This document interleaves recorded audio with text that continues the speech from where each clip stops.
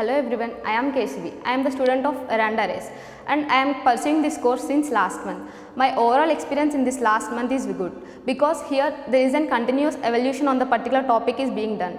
In the morning session, we will be having class on a particular topic, and afternoon session we had circle, that is discussion on the topic which was covered morning is being done. In the circle we will be having one group where we share our thoughts on solving different problems, because everyone has different approach of solving a problem. And later completing the circle we will be having lab test. Like that we will be having a continuous process of solving questions in different methods, and we will be having workshop in in difficult topics which were felt difficult by everyone. That is, we completed a puzzle workshop last time, and we are currently doing simplification workshop now.